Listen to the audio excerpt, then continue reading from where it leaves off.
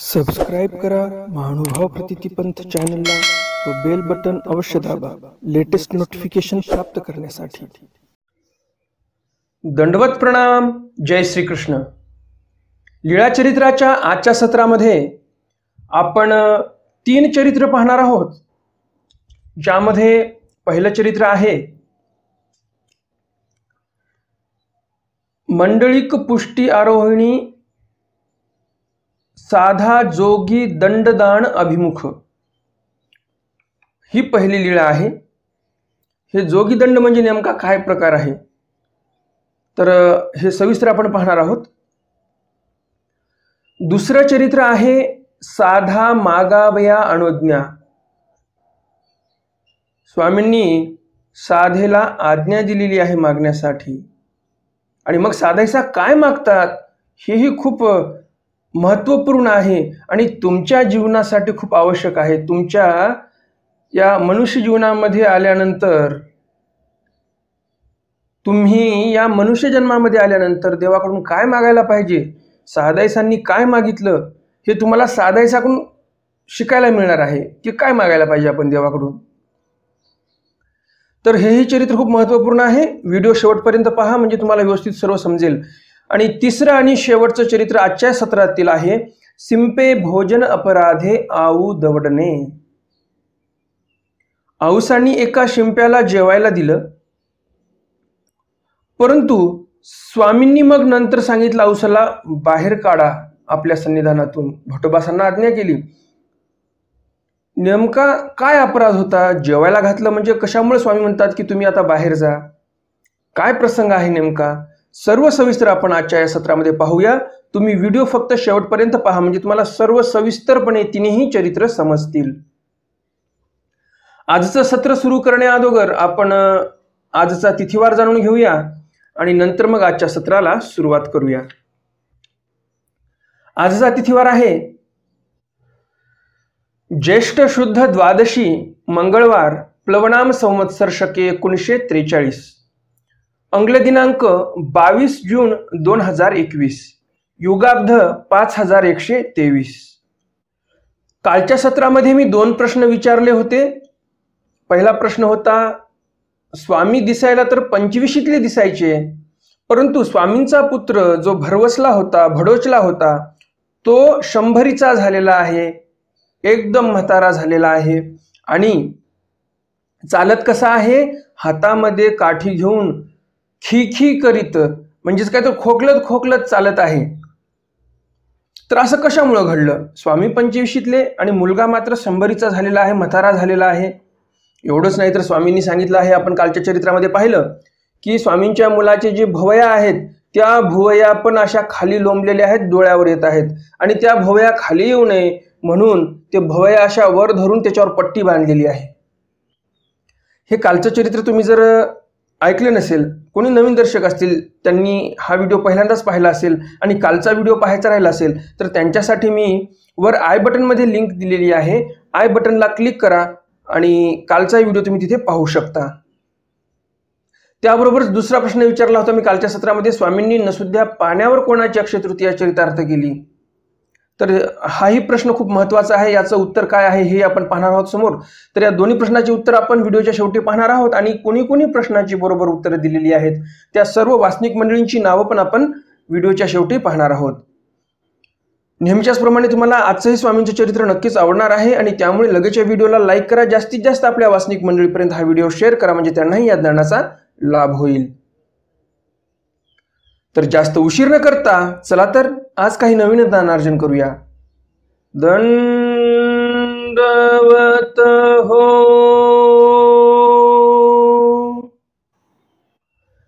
मी ईश्वरदास महानुभाव सर्वांचं स्वागत करतो आपल्या महानुभाव प्रतितीपंथ या YouTube चॅनलमध्ये। आजचा लीळा क्रमांक आहे लीळा चरित्र उत्तरार्ध, लीळा क्रमांक 153। मंडलिकू पुष्टी आरोहणी साधा जोगी दंडदान अभिमुख। मंडलिक पुष्टी आरोहिणी म्हणजेच मंडलिकाच्या म्हणजेच नाथोबांच्या, पुष्टी म्हणजे पाठीवर, आरोहणी म्हणजे स्वामी बसलेले आहेत, साधा जोगी दंड दान अभिमुख. साधाईसांना स्वामी जोगी दंड देण्यासाठी तयार झालेले होते. मग पुढे काय होते ते आपण सविस्तर चरित्रामध्ये पाहणारच आहोत. गोसावी नाथोबाची पुष्टीवरी आरोहण करुणी दोही श्रीकरी खांदावरी जोगी दंडू धरिला असे. स्वामी नाथोबाच्या पाठीवर बसलेले आहेत आणि दोन्ही हातामध्ये जोगी दंड धरलेला आहे. जोगी लोकांकडे जो दंड म्हणजे काठी असते ती काठी धरलेली आहे. गोसावी अंगणी वेढे करिता ती. नाथोबांच्या पाठीवर बसूनच वेढे करणं चालू आहे. तो साधे आली, साधायसा आल्या. एके श्रीचरणा लागली, स्वामींच्या एका श्रीचरणाच्या पाया पडली. कारण ज्यावेळेस व्यक्ती एखाद्याच्या पाठीवर बसतो तर साहजिकच आहे ज्या व्यक्तीच्या पाठीवर ती व्यक्ती बसलेली आहे त्या व्यक्तीच्या एका बाजूला एक पाय असतो, एका बाजूला एक. म्हणजेच स्वामी नाथोबांच्या पाठीवर बसलेले आहेत म्हणजेच दोन पाय दोन्ही भागाला झालेले आहेत.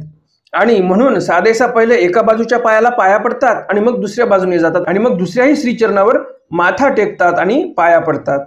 मग जोगी दंड्याकडे पाहो लागली. स्वामींच्या हातामध्ये जो जोगी दंड होता, जोगी लोक ज्या काठ्या वापरतात त्या प्रकारचीच एक काठी होती. परंतु साधायसा एवढ्या कुतूहलाने त्या काठीकडे पाहत आहेत म्हणजेच त्या काठीमध्ये काहीतरी विशेष असणार आहे. तर त्या काठीमध्ये काय विशेष होतं ते समोर चरित्रकार सांगतात. ते सोने भरी जोगी दंडा. तो दंड कसा होता? तो दंड सोने भरी म्हणजेच त्या दंडावर सोनं लावलेलं होतं. जसं तुम्ही जर एखाद्या स्थानापतीच्या ठिकाणी गेलात तिथे जुन्या पद्धतीचे जर दरवाजे असतील तर त्या दरवाजावर पैसे ठोकलेले असतात खिळ्याने. मीही पाहिलेले आहे काही काही स्थानापतीच्या ठिकाणी चांदीचे पैसे असतात ठोकलेले, जुन्या काळातले, निजामाच्या काळातले. तर तसे पैसे ठोकलेले होते कुठे? त्या काठीवर. पैसे म्हणा किंवा सोन्याच्या काही नक्षी तयार करून त्या लावलेल्या होत्या काठीवर असं म्हणू शकता तुम्ही. एवढं निश्चित आहे सोनेभरी म्हणजे त्या दंडावर सोनं वापरलेलं होतं. त्या दंडाला चांगलं तयार करण्यासाठी, आकर्षित दिसावा तो दंड पाहणाऱ्याला, म्हणून त्या दंडाचं मेकअप करण्यासाठी जे काही नक्षीकाम झालं असेल, त्यावर काही सोन्याचे नाणी लावले असतील, जे काही असेल. परंतु एवढं नक्की आहे की तो जो दंड होता तो दंड सोन्याने भरलेला होता. म्हणून सोने भरी असं बोललेलं आहे चरित्रकारांनी. तो दंड कुणी दिला, कोण्या प्रसंगावर दिला, काही एक आलेलं नाही. फक्त सरळ सरळ चरित्रकारांनी सांगितलं की एक दंड स्वामींपाशी होता, तो सोन्याने भरलेला होता आणि त्या दंडाकडे साधायसा पाहत आहेत. सर्वज्ञ म्हणितले स्वामी म्हणतात, ऐसे काही पाहिजताय साधेंनो. स्वामी म्हणतात हे काही पाहिजताय साधेंनो, हे असं काय पाहताय बरं तुम्ही, असं स्वामी प्रश्न करतात साधायसांना. जी जी हे गोसावियांचा श्रीकरी काई. साधायसा विचारतात स्वामींना की हे स्वामींच्या श्रीकरामध्ये, हातामध्ये काई म्हणजे काय आहे बरं? सर्वज्ञ म्हणितले, सर्वज्ञ म्हणितले स्वामी म्हणतात, साधेंनो हा जोगी दंडा. स्वामी म्हणतात, साधे हो हा जोगी दंड आहे. जी जी हा काई की जे. या जोगी दंडाचं काय करायचं, कशासाठी वापरतात? मग गोसावी नाथोबाचे पाठीवरून दाखविला. नाथोबाच्या पाठीवरून स्वामींनी तो दंड दाखवला. मग गोसावी दोही श्रीकरी हनवटी पासी धरिला. दोन्ही हाताने स्वामींनी तो दंड हनवटीपाशी धरलेला आहे. यावर मग स्वामी म्हणतात, महात्मे बैसती तेवेळी ऐसा धरती साधे हो, हा तुम्हासी देव. स्वामी म्हणतात, साधे हो ज्यावेळेस महात्मे जोगी लोक बसतात त्यावेळेस हा दंड असा धरतात, म्हणून असा हनवटीपाशी लावून दाखवला. हा तुम्हासी देव म्हणजे हा आम्ही तुम्हाला द्यावा का? नाजी. साधैसा म्हणतात नका आम्हाला काय करायचा तो दंड? हा गोसावियांचा श्रीकरी बरवा साजतू असे.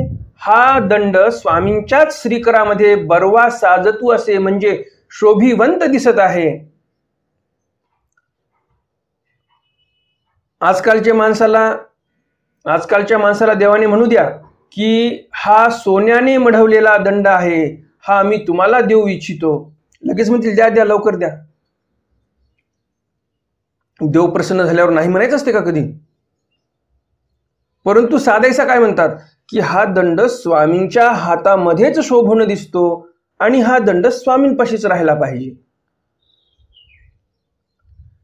सर्वज्ञ म्हणितले येथोनी तरी आणि का दिजेलच की घ्या तुम्ही. स्वामी म्हणतात आम्ही याला काय सांभाळून ठेवणार नाही, आम्ही कुणाला ना कुणाला देऊनच टाकणार आहोत. त्यापेक्षा तुम्ही घ्या. नाजी हा गोसावियाचा श्रीकरी बरवा साजतू असे.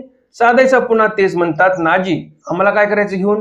हा स्वामींच्याच श्रीकरामध्ये स्वामींच्याच हातामध्ये शोभून दिसत आहे असं साधायचा उत्तर देतात.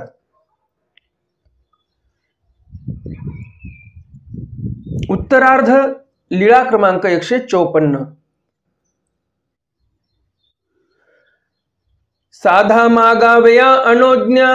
साधायसांना स्वामी म्हणतात मागा तुम्हाला काय पाहिजे ते. तर मग साधायसा काय मागते आणि आपण साधायसाकडून काय शिकलं पाहिजे हे आपण समोर पाहूया. एकोदी गोसावी साधावरी प्रसन्न झाले. एके दिवशी स्वामी साधायसांवर प्रसन्न झालेले आहेत. सर्वज्ञ म्हणितले. स्वामी म्हणतात साधे हो येथ काही पुसा. स्वामी म्हणतात साधे हो आमच्या ठिकाणी काहीतरी विचारा. येथ काही पुसा म्हणजे आम्हाला काहीतरी विचारा तुम्ही. यावर साधायसा म्हणतात काही पुसो नेणू. साधायसा म्हणतात आम्हाला काही विचारायचं समजत नाही.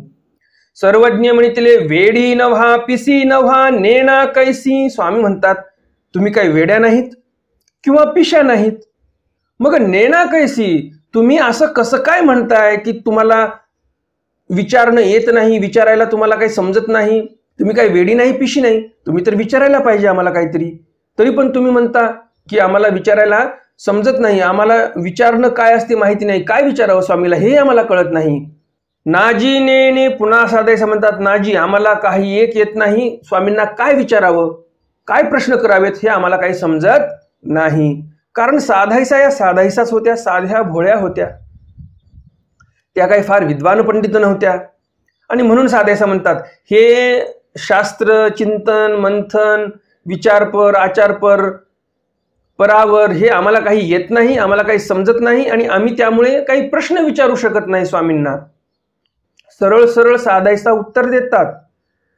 मग स्वामी म्हणतात तरी काही मागा.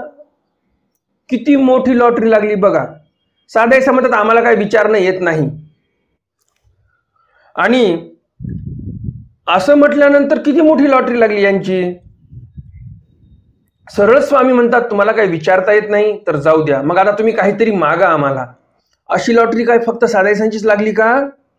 आणि मी लॉटरी शब्द का वापरला यामागचं कारण असं आहे की कनाशीच्या ब्राह्मणालाही देव म्हटले मागा काहीतरी, पण ब्राह्मणाने फक्त प्रपंच मागितला.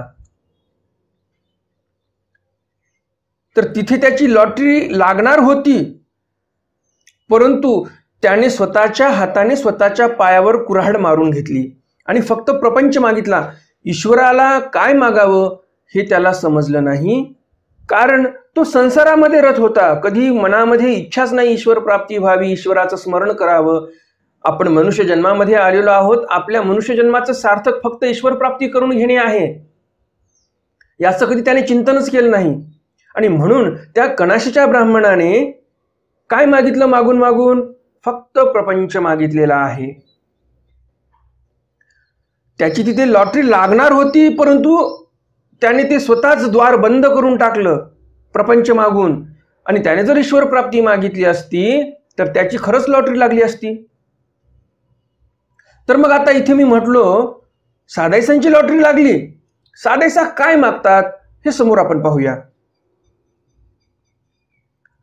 हो काजी, साधायसा म्हणतात, ठीक आहे, तुम्ही म्हणत आहात मागा, तर आपण काहीतरी मागूया.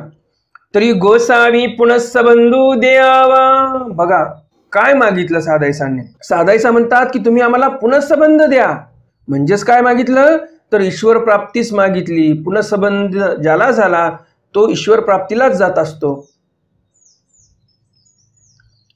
ईश्वर प्राप्तीला जाण्याच्या अगोदरची एक पायरी आहे पुनःसंबंध.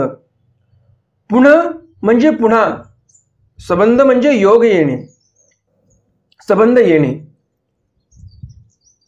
हा झाला शब्दशः अर्थ. परंतु नेमकी पुढं क्रिया कशी होते हे आपण पाहूया. आता आपण जेवढे काही साधनवंत पाहतो, मानव पंथामध्ये जे काही साधक आहेत, जे काही ईश्वराच्या नियमाप्रमाणे, ईश्वराच्या वचनाप्रमाणे चालतात, दिवसाचं एक प्रहर स्मरण लेखी लावणे. लेखी म्हणतोय बरं का मी.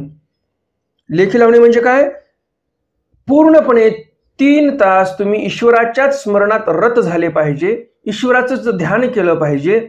संन्यास घेतल्यानंतर भिक्षा मागणे आणि दररोज एक प्रहर स्मरण लेखी लावणे, ब्रह्मचर्याचं पालन करणे. ह्या 3 गोष्टी केल्या तर ईश्वर प्राप्ती तुम्हाला नक्कीच होते असं स्वामी सांगतात. मग फरक थोडा पडू शकतो. तुम्ही फक्त एक प्रहर स्मरण लेखी लावलं म्हणून तुम्हाला पुनःसंबंधी जरा जास्त वर्षाने परमेश्वर तुम्हाला दर्शन देण्यासाठी येतील.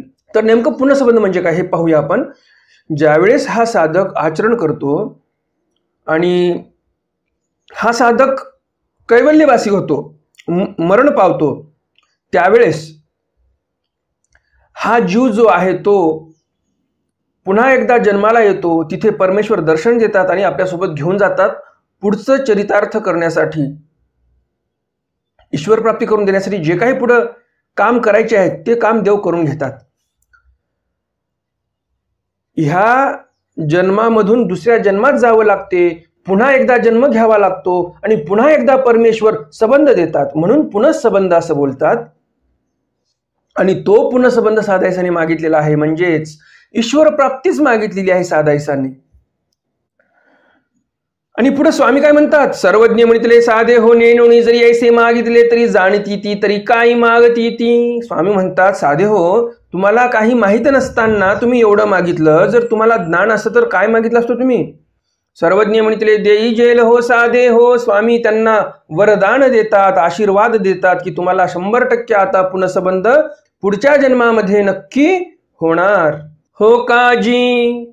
साधायसा म्हणतात, हो काजी, ठीक आहे, चांगली गोष्ट आहे. मग श्रीचरणा लागली महादायसी म्हणितले, जी जी पुनःसंबंधिया पुरुष कवनी ठाई जन्मे आणि कवणे संस्कारेसी उठी.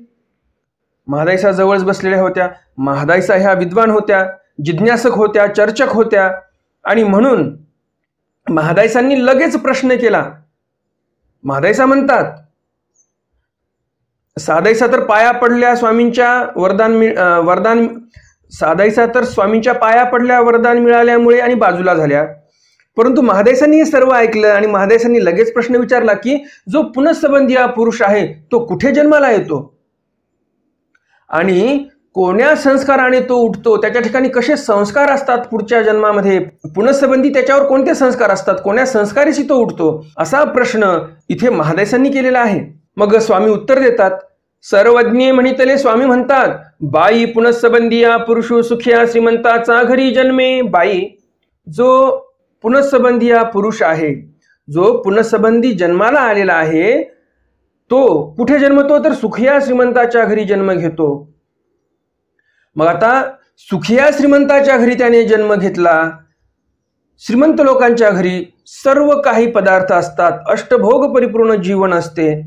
मग जे विषय पदार्थ आहेत घरी त्यावर त्याची बुद्धी असेल, तो विषय व्यवहारामध्ये रत होईल पुढे चालून.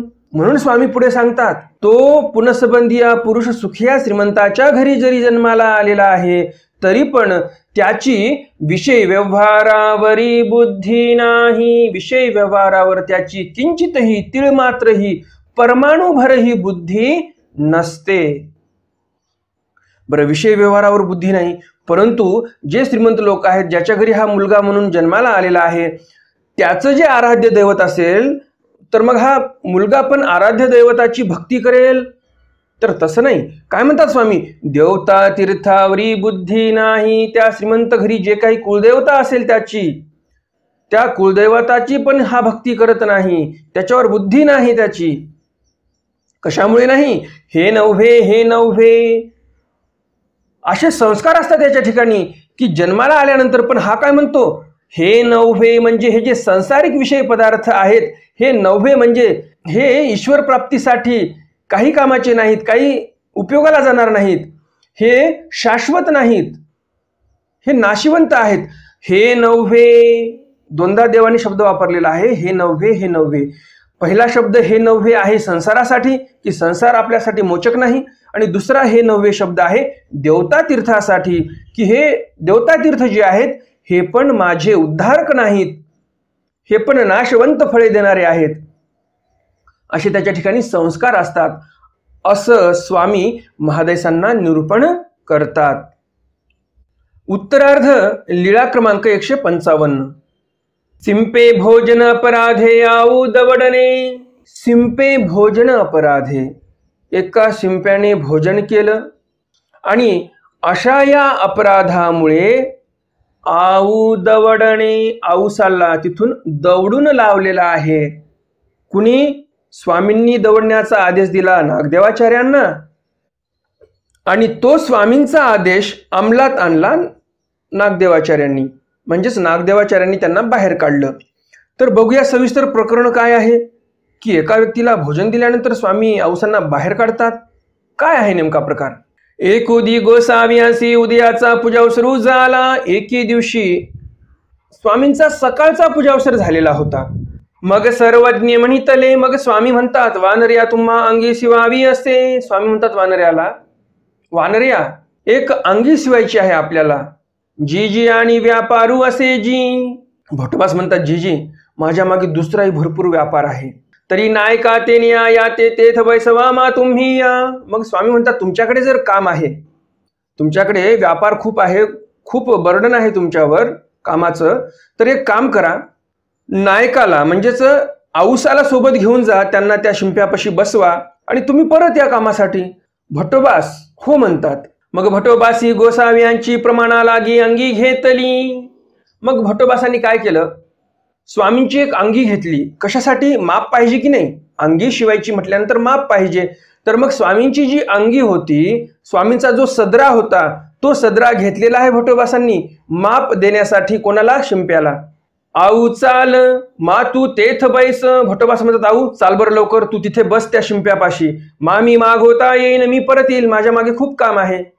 मग भटोबासा आणि औसे गेली. मग भटोबास आणि औसा गेल्या. भटोबासी एकू दामू शिवणावळी दिधली. मग भटोबासांनी काय केलं, एक दाम शिवणावळी म्हणजेच सदरा शिवण्यासाठी जे काही पैसा लागतो तो त्याला देऊन टाकला. एक दाम लागत होता, एक दाम त्या कपड्याची शिलाई म्हणून देऊन टाकलेला आहे भटोबासांनी. औसे तेथ बैसविली. औसांना तिथे बसवलं. भटोबास माग होते आले. भटोबास परत आले. सिंपेनी म्हणितले आई जे गोसावी यांची अंगी ऐसी परिमळ बहळ.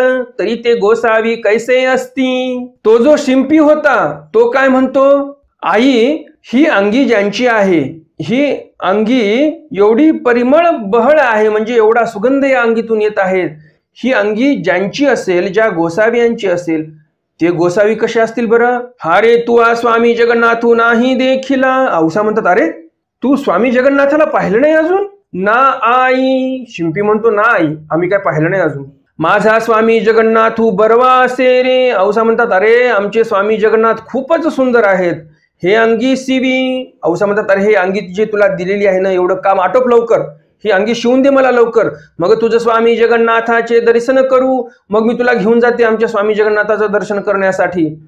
मग त्याने अंगी शिविली आणि मग त्याने लवकरात लवकर अंगी शिवली. मग आला तो शिंपीही औसांसोबत आला. गोसावी यांशी दुपारीचा पूजा सुरू झाला. आरोगण झाली, गुळा झाला, विडा ओळगविला, पोहडू झाला, उपोडू झाला. मग गोसावी अंगणा बीजे केले. मग इकडे स्वामींकडे काय काय झालेलं आहे हे चरित्रकार सांगतात, की स्वामींकडे इकडे दुपारचा पूजावसर झालेला होता, स्वामींची आरोगणा झालेली होती, गुळा झालेला होता, विडा झालेला होता, स्वामी पहुडले पण होते, वामकुक्षी पण झालेली होती, उपहुडले म्हणजे झोपेतून उठले पण, आणि मग स्वामी अंगणामध्ये आलेले आहेत. तेथे अंगी ओळगविली औसा आणि तो शिंपी तिथे पोहोचतो आणि ती अंगी जे स्वामींसाठी शिवली होती ती अंगी स्वामींच्या जवळ आल्यानंतर औसांनी ओळगवलेली आहे. मग दंडवत घातले, श्रीचरणाला लागले. मग स्वामींच्या समोर दंडवत घालतात, पाया पडतात दोघेही, शिंपी आणि औसा. मग गोसावी मठावरी विजय केले. मग स्वामी मठावर गेले. औसे भीतरी आली, औसा आतमध्ये आल्या. तर उंच मठांतून नेनो कोणाचा उपहार आला असे. औसा पाहतात उंच मठामध्ये कोणाचा तरी उपहार ठेवलेला आहे, कोणीतरी स्वामींसाठी आणला होता. बाईसे कायसी व्यापारा बाहेर गेली असती. बाईसा ह्या काहीतरी कामानिमित्ताने बाहेर गेलेल्या होत्या. औसी म्हणितले जाय रे थाळा घेऊन ये. औसा म्हणतात जा बरं थाळा घेऊन ये, ताट घेऊन ये, तुला मी जेवायला देते आता. तो थाळा घेऊन आला. तो थाळा घेऊन आला. तयासी अन्न उपसवणी घालिते असती. त्या स्वामींच्या उपहारातल्या ताटातीलच अन्न औसा काय करत होत्या, त्या शिंप्याला देत होत्या. तो भट बाहेर लाकडून आले. भटवास आले बाहेरून. हे काही आऊ करीता असी. भटवास म्हणतात आऊ हे काय करतेस बरं तू. बाईसे भीतरी नाही, बाईसा पण नाही तिथे. यासी मी या शिवनावळी दीधली. आणि या शिंप्याला मी जे काही शिलाईचे पैसे द्यायचे होते ते सर्व दिलेले आहेत. मा तू यासी अन्न का घालिता असी. तू याला का बरं जीव घालत आहेस. बिचाऱ्या त्या सद्भक्ताने स्वामींसाठी उपहार आणलेला आहे आणि त्या सद्भक्ताच्या क्रियेच्या आड तू येत आहेस. स्वामींसाठी उपहार आलेला आहे, स्वामींना जेवायला द्यायचा आहे आणि तो उपहार जर तू दुसऱ्याला देत आहेस तर किती मोठ्या क्रियेला तू आड आलेली आहेस इथे. बिचारा तो जो सद्भक्त असेल, ज्यांनी ते उपहार आणला असेल स्वामींसाठी, त्याचं अन्न स्वामींच्या ठिकाणी उपयोगाला जायचं ते तू लोकांच्या उपयोगाला घालत आहेस.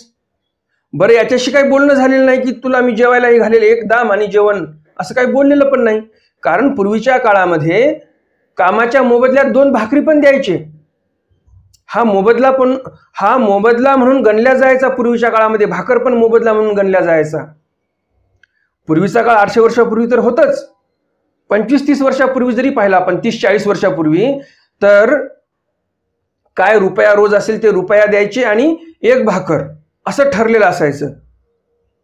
तर भाकर पण रोजामध्ये गणल्या जायची. काही ठिकाणी तर फक्त कामावर या, पोटभर जेवा दुपारी आणि संध्याकाळच्यासाठी एखादी भाकर घेऊन जा. फक्त भाकरीवर लोक कामं करायचे पूर्वी. काही ठिकाणी तर फक्त एकाच वेळेला जेवायला पण द्यायचे. एक वेळ 2 भाकरी 3 भाकरी काय खायच्या तू खाऊन घे आणि आमच्या इथे काम कर, रुपयावर भेटणार नाही, असेही प्रकार होते. आणि म्हणून भटोबासांना वाटलं याचा मी शिलाईचा दाम द्यायचा तो दिला, याला जेवू घालायचं असं काही ठरलेलं नाही आपलं. मग औसाने तिथून याला आणलं आणि जेवू घालत आहे, स्वामींचा उपहार याला देत आहे आणि अशा क्रियेला आडेणं योग्य नाही. आणि म्हणून भटोबास रागवतात की असं का करतेस तू इथे. उगास रे बानागणा. भटोबास म्हणतात तू याला अन्न का देत आहेस. यावर औसा म्हणतात उगास रे बानागणा, गप्प बस बरं तू. चक्र स्वामीजनी प्रसादे अपार असे. औसा म्हणतात अरे चक्रधर स्वामींच्या कृपा प्रसादाने अपार आहे, आपल्याला काही कमी आहे का. तुझंही पुरेल, माझंही पुरेल आणि यासीही पुरेल. औसांचा 3रा स्तोरा. 3ऱ्या स्तोऱ्यामध्ये चालल्यात औसा. भटोबासांना काय म्हणायचं आहे नेमकं, काय अभिप्रेत आहे हे त्यांच्या काही लक्षातच यायला तयार नाही. यांना स्वतःच पडलं. काय म्हणतात औसा, अरे गप्प बस, चक्रधर स्वामींच्या कृपा प्रसादाने आपल्याला खूप काही आहे. अरे हे उपहार जो आलेला आहे हा तुलाही पुरेल, मलाही पुरेल आणि या शिंप्यालाही पुरेल. औसाला एवढं तर कळायला पाहिजे होतं, उपहार आलेला आहे देवासाठी आणि औसा आपलेच हिस्से काढत बसलेले आहेत. भटोबासांना म्हणतात अरे तुला पण पुरेल, मला पण पुरेल आणि या शिंप्याला पण पुरेल. उगास गप्प बस असं औसा म्हणतात. म्हणजे एकतर समजत नाही औसांना, कोणी समजून सांगत असेल तर ते समजून घेण्याचा प्रयत्नही करत नाहीत आणि आपलंच खरं म्हणत आहेत. तर असेही लोक काही असतात. आपल्या नित्यदिनीच्या जीवनामध्ये आपले सोयरे धैर्य असू शकतात, आपले नातेगोत्यातील काही माणसं असे असू शकतात, किंवा जे काही तुम्ही दररोज जनमानसामध्ये कामं करण्यासाठी जातात, जॉब करण्यासाठी जाता, काही तुमचा व्यापार असेल व्यापार करण्यासाठी जाता, तर अशा प्रसंगामध्ये पण तुम्हाला अशा लोकांचा संपर्क येऊ शकतो जे असतात वेडे. कोणी सांगितल्या काही शहाणपणाच्या 4 गोष्टी ते ऐकत पण नाहीत आणि आपलाच वेडेपणा खरा करून दाखवतात आणि शेवटी स्वतःचा तोटा करून घेतात. परंतु लोकांचं काही ऐकत नाही. जे कोणी चांगलं सांगत असेल तेही ऐकत नाही. तर असेही लोक आताही असतात. हे सर्व ऐकल्यानंतर भटोबासांच्या हे लक्षात येते की पालथ्या घागरीवर काय पाणी साचणार नाही, आणि म्हणून भटोबासच गप्प बसतात. आणि मग भटोबास मढावरी गेले. स्वामी मढावर आहेत. भटोबास स्वामींकडे गेले आणि स्वामींना जाऊन सांगतात, जी जी देखिले की ये आऊवेचे. भटोबा स्वामींना जाऊन म्हणतात, जी जी पाहिलं का ही औसा कशी करत आहे, कशी वागत आहे. मी या शिवनावळीचा एकू दामू दिधला. मी शिवनावळीचा म्हणजेच जे काही शिलाई होती, एक दाम दोन दाम काय असेल तर ती दिली होती. एक दाम त्या शिंप्याला मी दिला होता. त्याची जी शिवनावळ आहे ती दिली होती मी. आणि तरी पण काय केलेलं आहे या औसाने. बाईसे बिढारी नाही की तयासी अवघे अन्न उपसून घातले. बाईसा बिढारावर नाहीत, बाईसा कुठेतरी बाहेर गेल्यात. आणि बरोबर औसांनी काय केलं, त्याला घेऊन गेलेले आहेत आतमध्ये आणि उपाराच्या ताटातलं अन्न काढलेलं आहे आणि त्याला जेवायला देत आहे. आणि ऐसीची जी हे आऊ, आणि ही आऊ अशीच आहे, कधीच तर चांगलं काम करणार नाही. काही ना काही काम करताना त्याच्यामध्ये खराबच काम करणार. काली मिया गोसावियासी उपानवा लागून रुवाचे लोणी आणविले होते. मग आता काय काय वाईट काम करतात, खराब काम करतात औसा, त्याचा एक नमुना, त्याचं एक उदाहरण म्हणून पुन्हा भटोबास सांगतात. भटोबास म्हणतात, मी काल एका रुवाचं म्हणजे एक चांदीचं नाणं, तर त्या एका नाण्याचं काय केलं मी. काली मिया गोसावियासी उपानवा लागून रुवाचे लोणी आणले होते. या आधाचे लोणी आणले. आधाबरी या आपला खांडोवा धोविला. माझ्याकडे एक रू होता म्हणजे चांदीचं नाणं होतं, आणि या चांदीच्या नाण्याचं मी काय केलं, अर्ध्या नाण्याचं काय केलं तर लोणी आणलं. स्वामींच्या उपान्नवांसाठी जे स्वामी वाहना वापरतात ते कडक होत आहेत आणि ते नरम राहाव्यात. चामड्याच्या वाहना कडक होतात आणि त्या नरम राहाव्यात म्हणून त्याला लोणी लावायचे. आणि भटोबासांनी स्वामींच्या वाहनांना लावण्यासाठी लोणी आणलं होतं अर्ध्या रुवाचं. आणि या आधाचा लोणी आणले. आधाभरी या आपला खांडोवा धुविला. आणि हिने काय केलं, आधा रुवाचं स्वतःचा कपडा धुवून घेतला, तो पोटविला म्हणजे चांगला इस्त्री करून आणला. त्या अन्न घातले आणि आपण लवलवणी ऐकू आली. चांदीला रुपये असंही बोलतात, तुम्हाला माहितीच असेल. आणि हे रू म्हणजे काय तर चांदीचं नाणं आहे. पूर्वीच्या काळामध्ये जास्त चांदीचे नाणे प्रचलित होते. जर तुम्ही 1911 साली जर भारतातील नाणे पाहिले 1 रुपयाचे, तर 1911 साली चांदीचे नाणे होते भारतामध्ये पण. आणि त्या चांदीला आपल्या भाषेमध्ये रुपये असं बोलतो आपण. जे 800 वर्षापूर्वीची भाषा आहे, चांदीला काय म्हणायचे, रुपये. आणि आपण आता पण काय म्हणतो, रुपयेच बोलतो. 1 रुपया, 2 रुपया, 10 रुपये, 1000 रुपये, 1 लाख रुपये. तर हा शब्द कुठून आलेला आहे रुपया, तर या चांदीपासून आलेला आहे. कारण पूर्वीच्या काळामध्ये चांदीचे नाणे होते, सोन्याचे नाणे पण होते, परंतु चांदीचे नाणे जास्त प्रचलित होते. आणि म्हणून चांदीच्या धातूला रुपये असंही बोलतात आणि म्हणून रुपयाला रुपये असंही बोलल्या जाते. आणि इकडे काय केलं औसाने, स्वामींच्या उपहाराच्या ताटातून जेवढं काही अन्न काढायचं होतं आणि त्या शिंप्याला द्यायचं होतं ते देऊन टाकलं. आणि लगबगीने लगेच धावत आली मागे की भटोबास माझ्याविषयी स्वामींना काय सांगत आहे हे ऐकण्यासाठी औसा लगबगीने आलेले आहेत. ऐसे ऐकले आणि तमली. हे भटोबासांचं सांगणं ऐकलं आणि औसा ह्या तमल्या म्हणजे काय तर रागवल्या. काय म्हणतात औसा, सडी पड रे नागन्या. ए नागन्या, सडी पड म्हणजे सडून जाव तू. चक्रस्वामी वांचोनी नाही कोणाची चाड. अरे मला कोणाचंच घेणं देणं नाही चक्रधर स्वामीशिवाय. तुला काय लावालिंग्या करायच्या आणि काय बडबड करायची ते कर, मला देवाशिवाय काही कोणाचं घेणं देणं नाही. सर्वज्ञ म्हणते वानर्या घाला घाला नायका ते पैलाडी. इथे औसाचं पुन्हा एक चुकलेलं आहे. काय चुकलं,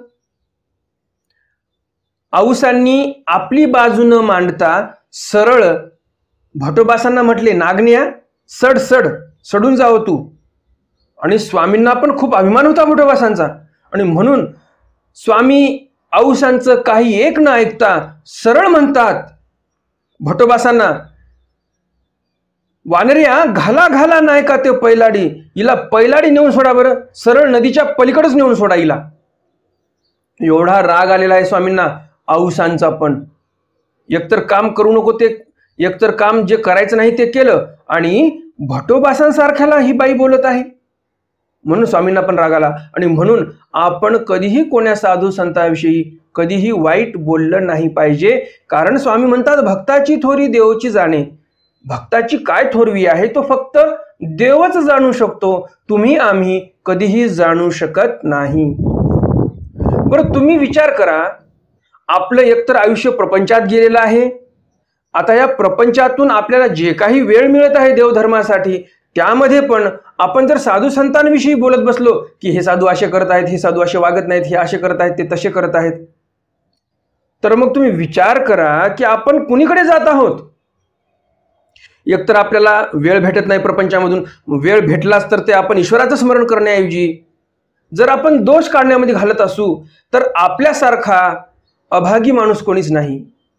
अहो, तुम्हाला ज्याचा वेध लागलेला आहे, तुम्हाला ज्या परमेश्वराची आवडी संचरलेली आहे, त्या परमेश्वराचं स्मरण करा तुम्ही. ज्या व्यक्तीला जीवनामध्ये यशस्वी व्हायचं आहे, काहीतरी एक टप्पा गाठायचा आहे, उच्च टप्पा, तर तो व्यक्ती कधीही नकारात्मकतेकडे जाणार नाही, तो सकारात्मक राहील. ज्याला ईश्वर गाठायचा आहे तो सकारात्मक राहील, ईश्वराचं स्मरण करेल. नकारात्मकता त्याच्यामध्ये राहणार नाही की ईश्वराचे साधक, ईश्वराचे हे जे अनुसरलेले पुरुष आहेत काय वागतात, काय करतात, अहो काय काय बोलावं का यांना, असे का वागतात, हे का आचरण करत नाहीत, हे असे मनामध्ये प्रश्न येण्याचा प्रश्नच येत नाही. कारण तुम्हाला ईश्वराचं स्मरण करायचं आहे, ईश्वराचं स्मरण करा तुम्ही. तुम्हाला काय साधू संतांची प्राप्ती करून घ्यायची आहे का, मग का तुम्ही त्यांचं स्मरण करता.